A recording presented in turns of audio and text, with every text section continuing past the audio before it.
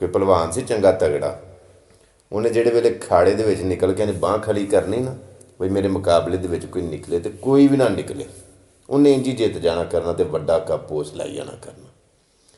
ਉਹ ਇੰਝ ਕਿ ਕਿਸੇ ਬੰਦੇ ਨੇ ਨਾ ਆਪਣੇ ਭਰਾ ਨੂੰ ਤਿਆਰ ਕੀਤਾ ਵੀ ਉਹਦੇ ਮੁਕਾਬਲੇ ਦੇ ਵਿੱਚ, ਤੇ ਉਹ ਆਖਣ ਲੱਗਾ, ਜਿਹਨੂੰ ਤਿਆਰ ਪਿਆ ਕਰਦਾ ਸੀ, ਉਹ ਆਖਣ ਲੱਗਾ ਕਿ ਲਾਲਾ ਗੱਲ ਸੁਣ, ਕਿੱਥੇ ਉਹ ਤੇ ਕਿੱਥੇ ਮੈਂ। ਇਹ ਆਖਣ ਲੱਗਾ 19-20 ਦਾ ਹੀ ਫਰਕ, ਐਡਾ ਖਾਸ ਕੋਈ ਫਰਕ ਨਹੀਂ, ਤੂੰ ਤਿਆਰ ਹੋ। ਉਹ ਜਿਹੜੇ ਵੇਲੇ ਉਹਨੇ ਉਹਨੂੰ ਪੂਰਾ ਤਿਆਰ ਸ਼ਿਆਰ ਕੀਤਾ ਨਾ, ਤੇ ਜਦੋਂ ਟਾਈਮ ਆਇਆ ਤਾਂ ਉਹਨੇ ਖਾੜੇ ਦੇ ਵਿੱਚ ਕੱਢਿਆ ਤੇ ਜੀਆਂ ਆਖਿਆ ਬਈ ਇਹ ਤੂੰ ਕੀ ਕੀਤਾ, ਇਹਦਾ ਕੋਈ ਜੋੜ ਬਣਦਾ ਹੀ ਨਹੀਂ। ਤੇ ਉਸ ਆਖਿਆ 19-20 ਦਾ ਹੀ ਫਰਕ ਹੈ, ਵੇਖਿਓ ਤੁਸੀਂ। ਇਹਨੂੰ ਵੀ ਉਸ ਆਖਿਆ 19-20 ਦਾ ਹੀ ਫਰਕ ਹੈ। ਜਿਹੜੇ ਵੇਲੇ ਖਾੜੇ ਦੇ ਵਿੱਚ ਨਿਕਲਿਆ ਨਾ, ਤੇ ਉਹਨੇ ਇੱਕ ਸੱਟ ਮਾਰੀ ਨਾ ਚੰਗੀ ਬਣਾ ਕੇ ਕੰਨਾਂ ਦੇ ਥੱਲੇ, ਤੇ ਇਹਨੂੰ ਦਿਨੇ ਐਂ ਤਾਰੇ ਨਜ਼ਰ ਆਉਣ ਲੱਗ ਪਏ। ਤੇ ਜਦੋਂ ਉਹ ਜਿੱਤ ਗਿਆ, ਫਿਰ ਜ਼ਾਹਰ ਉਹਦੀ ਜਿੱਤ ਸੀ। ਜਦੋਂ ਉਹ ਵਾਪਸ ਆਇਆ ਨਾ ਮਾਰ ਖਾ ਕੇ, ਤੇ ਜੀਆਂ ਨੇ ਪੁੱਛਿਆ ਨਾ, ਕਿਹਾ ਸੁਣਾ ਕੀ ਮਤਲਬ, ਕੋਈ ਤੂੰ ਅੱਗੋਂ ਨਾ ਤੂੰ ਕੋਈ ਕੋਸ਼ਿਸ਼ ਕੀਤੀ, ਨਾ ਤੂੰ ਅੱਗੋਂ ਹਿੰਮਤ ਕੀਤੀ, ਹੈ ਤੇ 19-20 ਦਾ ਹੀ ਫਰਕ ਸੀ। ਉਸ ਆਖਿਆ ਕਮਲਿਓ, ਤੁਹਾਨੂੰ ਬਾਹਰ 19-20 ਦਾ ਫਰਕ ਨਜ਼ਰ ਆਉਂਦਾ ਸੀ, ਪਿਆ ਅੰਦਰ ਕੋਈ ਲੱਖਾਂ ਕੋਹਾਂ ਦਾ ਫਰਕ। ਉਹਨੇ ਆਖਿਆ ਹੈ। ਉਸ ਆਖਿਆ ਕਦੇ ਮੇਰੇ ਥਾਂ ਹੁੰਦੇ ਤੁਸੀਂ, ਤੇ ਤੁਹਾਨੂੰ ਵੀ ਪਤਾ ਲੱਗ ਜਾਂਦਾ ਕਿ ਕਿੰਨਾ ਫਰਕ ਹੈ। ਤੁਸੀਂ ਦੂਰੋਂ ਦੂਰੋਂ ਅਸਲ 'ਚ ਵੇਖਦੇ ਹੋਗੇ। ਇਹ ਗੱਲ ਸੁਣਾਉਣ ਦਾ ਮਤਲਬ ਹੈ ਬੰਦੇ ਦੂਰੋਂ ਦੂਰੋਂ ਵੇਖਦੇ ਹੁੰਦੇ ਨੇ, ਉਹਨਾਂ ਨੂੰ ਪਤਾ ਨਹੀਂ ਹੁੰਦਾ ਕਿ ਇੱਥੇ 19-20 ਦਾ ਫਰਕ ਹੈ ਕਿ ਲੱਖਾਂ ਕੋਹਾਂ ਦਾ ਫਰਕ ਹੈ। ਜਦੋਂ ਪਾਲਾ ਪੈਂਦਾ, ਵਾਹ ਪੈਂਦਾ, ਤੇ ਫਿਰ ਸਮਝ ਆਉਂਦੀ ਹੈ। ਅੱਜ ਜਦੋਂ ਕੰਨਾਂ ਦੇ ਥੱਲੇ ਪਵੇ ਨਾ, ਫਿਰ ਅਕਲ ਟਿਕਾਣੇ ਆਉਂਦੀ, ਤੇ ਪਤਾ ਲੱਗ ਜਾਂਦਾ ਕਿ 19-20 ਦਾ ਫਰਕ ਨਹੀਂ, ਲੱਖਾਂ ਕੋਹਾਂ ਦਾ ਫਰਕ ਹੈ। ਇੰਝ ਗੱਲਾਂ 'ਚ ਗੱਲ ਯਾਦ ਆ ਗਈ ਵੀ ਕਿਸੇ ਵਕਤ ਦੇ ਵਿੱਚ ਨਾ ਜੰਗਲ 'ਚ ਕਾਲ ਪੈ ਗਿਆ।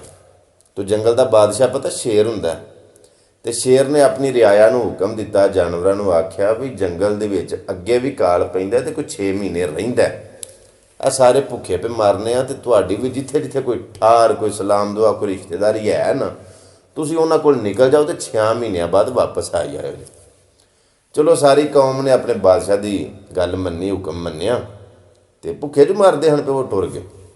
ਜਿਹੜੇ ਵੇਲੇ ਟੁਰ ਟਰਾ ਗਏ ਨਾ, ਤੇ ਗਿੱਦੜ ਸੋਚਿਆ ਵੀ ਮੈਂ ਕਿੱਥੇ ਜਾਵਾਂ। ਉਹ ਸੋਚਿਆ ਵੀ ਫਲਾਣਾ ਫਲਾਣਾ ਸ਼ੇਰ ਮੇਰਾ ਯਾਰ ਹੈ, ਕਿਸੇ ਵਜ੍ਹਾ ਤੋਂ ਸ਼ੇਰ ਨਾਲ ਯਾਰੀ ਬਣੀ, ਤੇ ਚਲੋ ਉਹਦੀ ਜੂਝ ਟੁਰ ਜਾਂਦੇ। ਉਹ ਗਿੱਦੜ ਵੀ ਆਪਣੇ ਯਾਰ ਸ਼ੇਰ ਕੋਲ ਜਦੋਂ ਗਿਆ ਨਾ, ਤੇ ਜਾ ਕੇ ਪੂਰੀ ਦਾਸਤਾਨ ਸੁਣਾਈ। ਉਸ ਆਖਿਆ ਵੀ ਐਸ ਐਸ ਵਜ੍ਹਾ ਤੋਂ ਮੈਂ ਹਾਜ਼ਰ ਹੋਇਆ। ਉਸ ਆਖਿਆ ਕੋਈ ਗੱਲ ਨਹੀਂ, ਤੂੰ ਮੇਰਾ ਯਾਰ, ਜਿੱਥੇ ਮੈਂ ਪਿਆ ਖਾਣਾ ਤੂੰ ਵੀ ਪਿਆ ਖਾਵੇਂ। ਉਂਝ ਇੱਕ ਕੰਮ ਕਰੀ, ਮੇਰੀਆਂ ਅੱਖਾਂ ਵੇਖੀ ਕਰੀ, ਜਿਹੜੇ ਵੇਲੇ ਲਾਲ ਹੋਣ ਨਾ, ਤੇ ਆ ਲੂਈ ਫੁੱਟੇ, ਯਾਨੀ ਕਿ ਲੂੰ ਖਲੇ ਹੋਣ, ਪੂਛਲ ਮੇਰੀ ਖਲੀ ਹੋਵੇ ਨਾ, ਤੇ ਮੈਨੂੰ ਦੱਸ ਛੜੀ ਕਰੀ, ਤੇ ਮੈਂ ਸ਼ਿਕਾਰ ਦੇ ਉੱਤੇ ਇੰਨਾ ਝਪੜ ਪਵਾਂ ਕਰਾਂਗਾ, ਤੇ ਤੂੰ ਵੀ ਪਿਆ ਖਾਵੀਂ ਤੇ ਮੈਂ ਵੀ ਪਿਆ ਖਾਵਾਂਗੇ। ਮੇਰੀਆਂ ਅੱਖਾਂ ਵੱਲ ਧਿਆਨ ਰੱਖੀ ਕਰੀ, ਜਦੋਂ ਲਾਲ ਹੋਣਗੀਆਂ ਤੇ ਦੱਸੀ। ਉਸ ਆਖਿਆ ਠੀਕ। ਖੈਰ ਉਹਨੇ ਇੰਝ ਹੀ ਕਰਨਾ। ਉਹ ਸ਼ੇਰ ਨੇ ਸ਼ਿਕਾਰ ਉੱਤੇ ਪੈਣਾ ਕਰਨਾ, ਉਹਨੇ ਆਪੇ ਵੀ ਖਾਣਾ, ਗਿੱਦੜ ਨੂੰ ਵੀ ਖਵਾਉਣਾ। ਗਿੱਦੜ ਤੇ ਆ ਗਿਆ ਨਾ, ਇਹ ਫਿਰ ਖਾ ਖਾ ਕੇ ਮਾਰੀਆਂ ਸ਼ੇਰਾਂ ਦੀਆਂ ਹੈਂ। ਉਹ ਗਿੱਦੜ ਸੋਚਿਆ, ਉਸ ਆਖਿਆ ਸੌਖਾ ਹੀ ਇਹ ਕੰਮ, ਅੱਖਾਂ ਲਾਲ ਹੋਣ, ਲੂਈ ਫੁੱਟੇ, ਤੇ ਬੰਦਾ ਜਿਹੜੀ ਮਰਜ਼ੀ ਸ਼ਾਇਦ ਉੱਤੇ ਛਾਲ ਮਾਰ ਕੇ ਉਹਨੂੰ ਝਪਟ ਕੇ ਫੜ ਲਵੇ, ਚੀਰ ਪਾੜ ਕੇ ਕਰਕੇ ਖਾ ਛੜ। ਇਹ ਸ਼ਿਕਾਰ ਕੋਈ ਏਡਾ ਔਖਾ ਕੰਮ ਤੇ ਨਹੀਂ।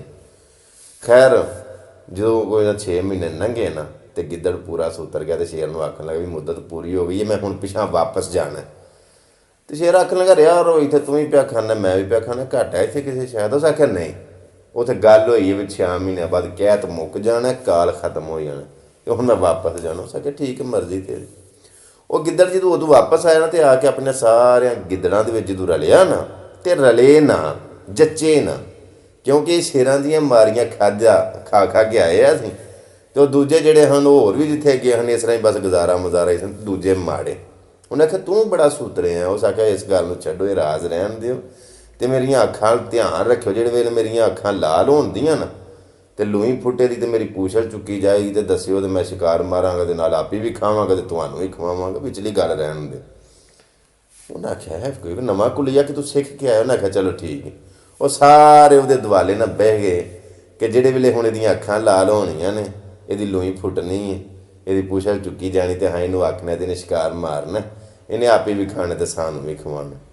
ਉਹ ਬੜੀ ਦੇਰ ਬੈਠੇ ਰਹੇ, ਲੇਕਿਨ ਗਿੱਦੜਾਂ 'ਚ ਸ਼ੇਰਾਂ ਵਾਲਾ ਹੌਸਲਾ ਕਿਵੇਂ ਆਵੇ ਹੈ। ਖੁਸਰਿਆਂ ਘਰ ਕਾਕਾ ਕਿਵੇਂ ਜੰਮੇ।